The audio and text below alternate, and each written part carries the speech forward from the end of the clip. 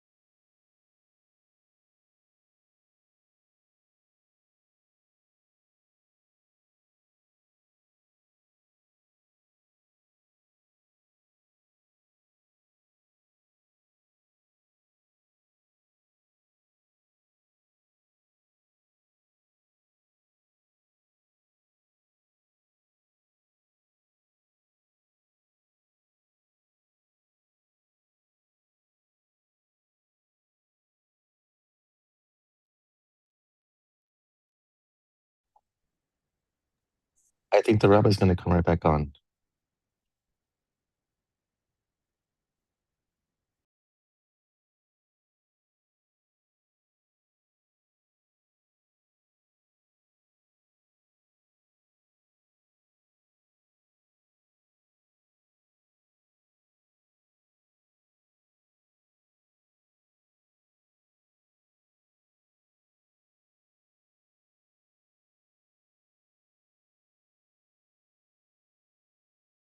Oh, we're back. Hello, everybody. Some issue with the Hey, internet. We gotta oh no. Okay, great, great. You're back. now the internet is back. Okay. Thank you for your patience, everybody. So we said that the rabbis created certain fence, and they said that you can't go ahead. You have to remove the coal. So let's see the Gemara now on 36b. In the art scroll, it should be 36b1 or maybe 2. Look it up. In the yeshiva, they had the following question. Now, if you recall, in the Mishnah, we brought a machloket between Beis Shammai and Beit Hillel, and what you could place on the stove before Shabbat. Beis Shammai says you could place chamin, you could place hot water on the stove before Shabbat, but not food, not a salad, only chamin. And Beit Hillel says you could place before Shabbat chamin, hot food, or even hot liquid, or even real solid food. Now, according to the approach that you remove the coals before Shabbat, what is the concern? Remember yesterday we brought up the issue. What is the concern of Beis Shammai? We understand Beit Hillel. Beit Hillel says, listen, if you remove the coals before Shabbat, there's nothing to stoke. There's nothing to stoke. So what do you want? Well, so you should be able to put on any type of food you want. Hot liquid. You want to put on liquid. You want to put on solids. There's no. You put it on before Shabbat. You remove the coals. There's nothing to stoke. But what is the reason for Beis Shammai? The Beis Shammai is concerned that even he doesn't even allow a salad, according to that approach. So Rashi says, because hot water doesn't need so much cooking, and therefore we're not afraid you're going to come to stoke it. But food, a salad food needs more cooking. Sometimes you want it to be cooked even better. The more it's cooked, the more it's better for many times when it comes to food, to salads. And being that's the case, even though you went ahead and you removed the coals, maybe there's some coals that you did not remove. Maybe some of the coals were, there's some pieces that are left. Or some explain that the removal of the coals does not require you to remove the coals to take it totally outside the oven. There's opinions that say you just need to remove the coals to the side of the oven. If that's the case, so then you can understand the coals are still in the oven. It's not totally removed. And maybe you might come to move the coals to hasten or to improve the food when it comes to a salad. But when a liquid does not need as much improvement, therefore there's not so much of that concern. Therefore, that's why Beis Shammai says that you are allowed to leave hot liquid before Shabbat on the stove once the coals were removed or moved to the side. In contrast, he's going to be more strict. He won't allow a solid food to be there on top of the stove, even when the coals were, so to speak, removed to the side, or even if they were totally removed, because you might think it's totally removed, but there might find some leftovers, remainders that are there, and you might come to stoke it. That is the opinion of Beis Shammai. Now, Iboilu. Now, in the Gemara, the Bnei Yeshiva and the Yeshiva, they had the following question. When the Mishnah stated, Lo Yitain, right? The Mishnah, if you look back at the language of the Mishnah, we are now on the art scroll, it's 36b4. How do you like that? 36b4, because it started with 36b3, and this for this parak. So, hi lo yitain.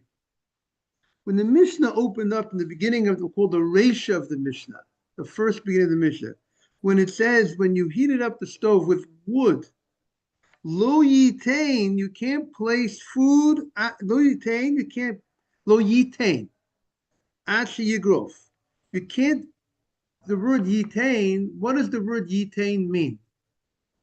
So the Gemara had a question. Does yitain mean you can't place before Shabbat? Is that the meaning? Hi lo yitain. Or does it mean you can't return? That we're referring to Shabbat itself. We're not talking about placing a food before Shabbat. We're talking about food that was taken off, that you might have picked up on Shabbat from the stove, and now you want to return it. Is that the meaning of lo yitain? That the Mishnah stated you can't return it on Shabbat. But to place it before Shabbat, maybe you could place the food before Shabbat, even if the coals were not removed. So let's see the Gemara's question. Iboilu, they asked the following question. Hai lo yitain. That which it says you shouldn't place. Does the word yitain mean lo yachzir? You shouldn't return lo yachzihu. I can't return a pot that was taken off, if I want to return a pot to the stove on the Shabbat, it has to have been that there's no coals. You have to have removed the coals before Shabbat, and that's where Beis Shammai and Beis Hillel are arguing. And there, Beis Shammai says, even once you remove the coals before Shabbat, he allows you to put back the hot water, but he doesn't allow you to put back regular food, solids. On Shabbat, you can't put it back. Even though the coals were removed, and Beit Hillel says no problem.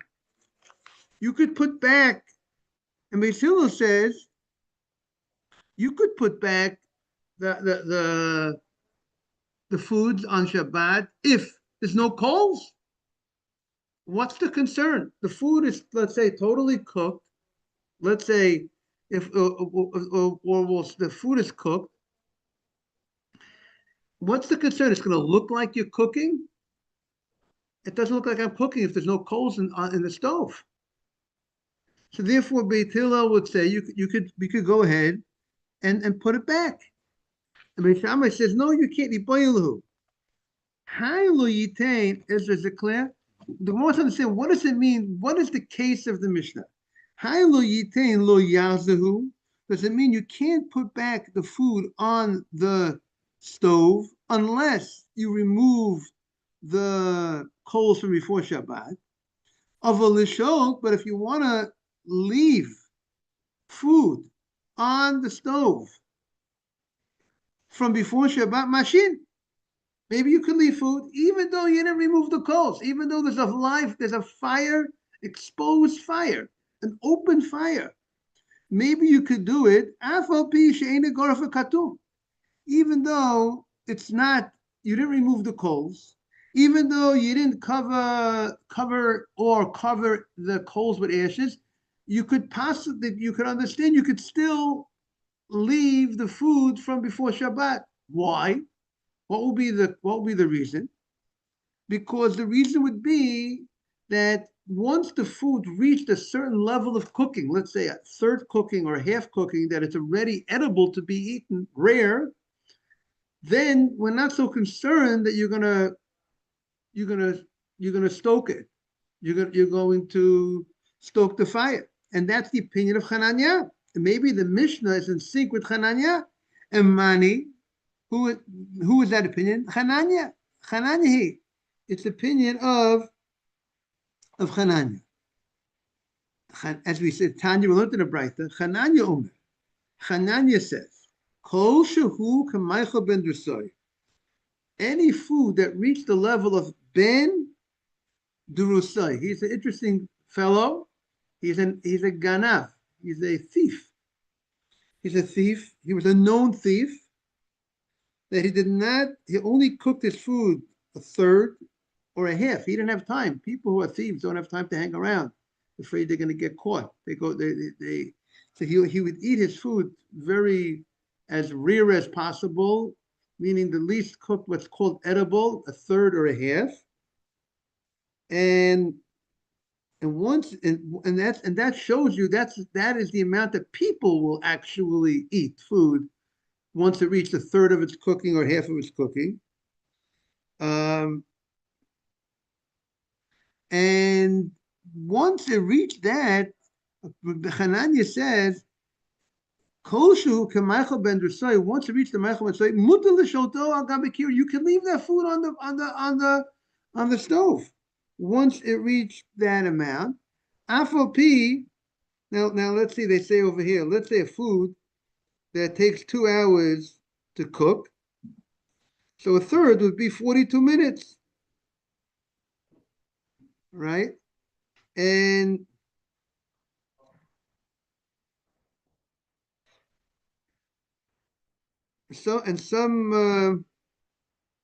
okay.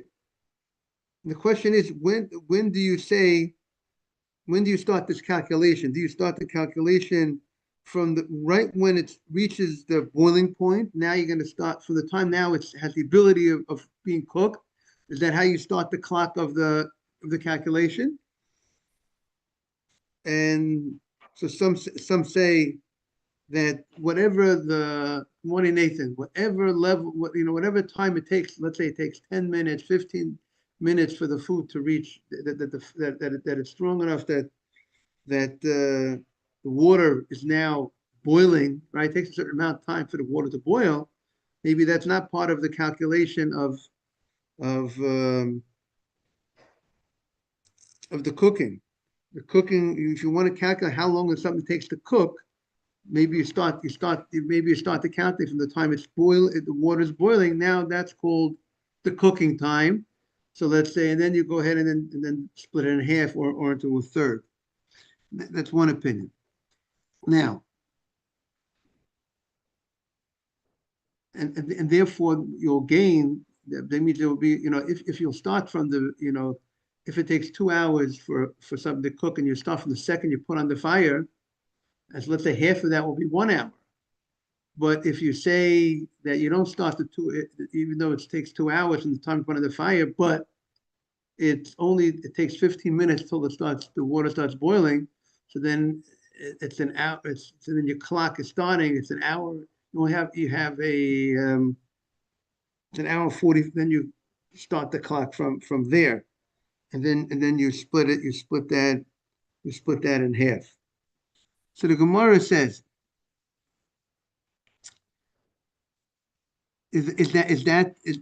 Hananya says, Kol shumacha ben desai, muter leshoto. You can leave it al gabe kira. You can leave it on top of the stove. Even though you didn't remove the coals. Is that what the Mishnah is saying? Ol Dilma, or perhaps the Mishnah is stating that lishotnan. The Mishnah is saying that the Mishnah is talking about before Shabbat, right? This is the way we explained it yesterday. That it's not telling you that you're allowed to leave food on a fire before Shabbat, and meaning it's not talking about returning. If you say the Mishnah is talking about the case of Shabbat, right? Can I return? The Mishnah is talking about returning a food to a fire on Shabbat, not to a fire, because you already moved the coals. Returning food to a stove on Shabbat, and the Mishnah is stating that, you know what, if you want to return the food, it has to have had the coals had to have to be removed. That's talking about returning food on Shabbat. But what about placing food before Shabbat? We never said the coals have to be removed, and maybe the coals could be there as long as it reached a certain amount of cooking before Shabbat, as long as it reached a half cooking or a third cooking. But the other approach is, the Mishnah is not talking about lo yitain, it's not talking about returning food on Shabbat. It's talking about placing food from before Shabbat. And therefore that approach would say you can't place food before Shabbat unless the coals are gone. So that would be a much stricter opinion. We won't allow a third or a half cooked placing food before Shabbat on that. Oh, the Gemara says, Ogarafa katum in. Oh, Dilma, perhaps, Lashotnan. Is it Lashotnan? Is the Mishnah talking about leaving food before Shabbat? And Garufa katum, and only if the coals are removed or covered in, then you would have the right to go ahead and place food before Shabbat on that stove. But if the coals are not removed, you will not be able to place the food. The kol shekain lahazir, and certainly you will not be able to, if you didn't, you won't be able to put back food on Shabbat. If you can't even place food from before Shabbat on there, certainly you can't return food on Shabbat. Now, does everybody have clear what the issue here in the Gemara is? Okay, so the Gemara says, Tashma, come in here.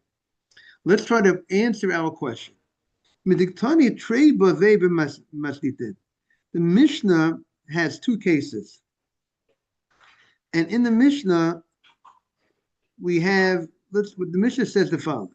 Beis Shammai Omrim, the Mishnah, in the opening of the Mishnah states the argument between Beis Shammai and Beit Hillel. There's two statements of arguments of Beis Shammai and Beit Hillel in this Mishnah. It says Beis Shammai Omrim, Beis Shammai says chamin. He allows hot water to be on the stove, to be by the stove, of a low tafshil. He doesn't allow a solid food, to be by that stove. Beit Hillel Omrim, and Beit Hillel says, no, you could both place chamin, b'tafshil. You could place both liquid and both what? You could have both liquid and food, cooked food. That's one case of the machloket, and we'll have to see what the, now are they talking before Shabbat, talking on Shabbat, returning on Shabbat? That's case one. Case two of the Mishnah stated, Beit Shammai Omrim Nutlin. Beit Shammai says at the end, has said at the end of the Mishnah, you could remove food on Shabbat from the stove. Of a lo machzirin, you could remove, but you can't return.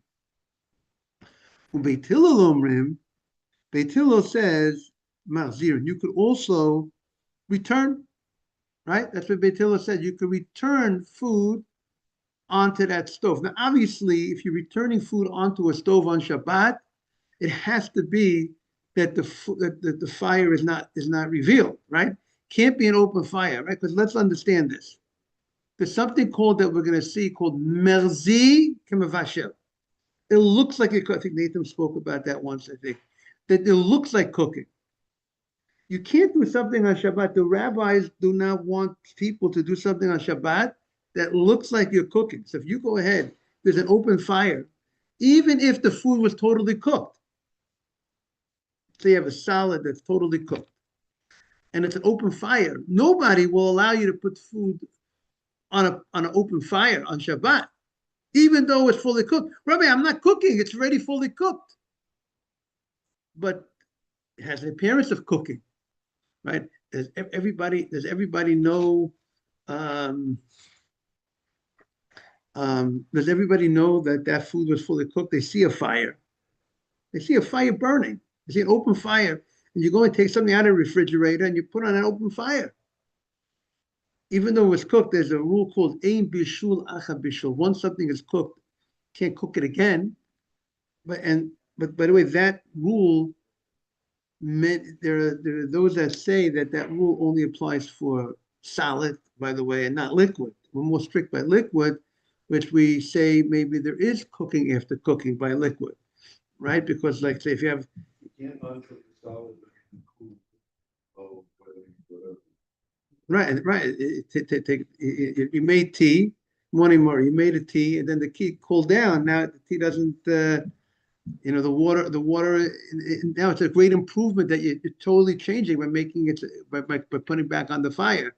But the food that was already cooked, the deli that was already cooked or whatever, now you're not really not a marked change in the item. So but when it comes, so now, so everybody would hold you can't put it back on an open fire. So the case of the Mishnah, the safe of the Mishnah, the argument Beis Shammai is still about returning food onto a stove, that has to be talking about the coals are gone. The coals were removed before Shabbat. But the question is, what is the first case? Remember the question, our question is the ratio, the first case of the Mishnah of Lo Yitain. Is that talking about before Shabbat? You can't place food before Shabbat. So therefore, that would explain the first case of the Mishnah is talking about before Shabbat. And the second case of the Mishnah is talking about during Shabbat, returning food on Shabbat. That's the second case. And the first case is talking about before Shabbat. But if the first case is also talking about Shabbat, right? We said the one approach is that the first case, Lo Yitain, means you can't return on Shabbat food. So it comes out that the first case and the second case, the first instance of argument Beis Shammai and the second argument, the argument is it's a repeat. They're both arguing the same situation twice in the same Mishnah. We don't do that. You don't repeat an argument in the same Mishnah, right? So that's going to be the Gemara is saying. So let's read it inside. Iyamrid, if you say Bishlama, 1 second, let's one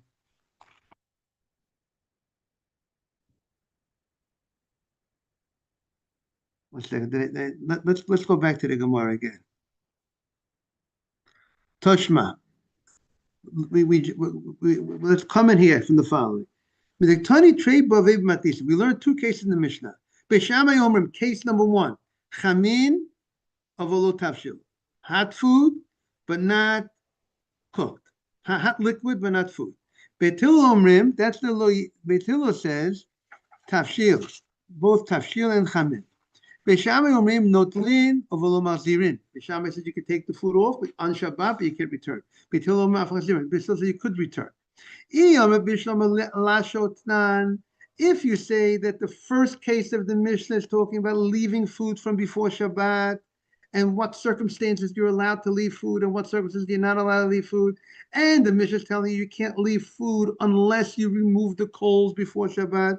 So Hachitani, this is how you can explain the Mishnah.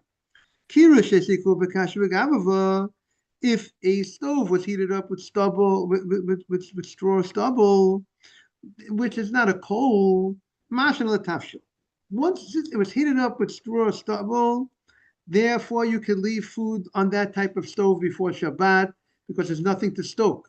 It's not a piece of wood. The fire just goes, it's a straw that's just going to go out eventually. So you don't have to worry you're going to stoke it. Therefore, you can leave before Shabbat food on such a stove. But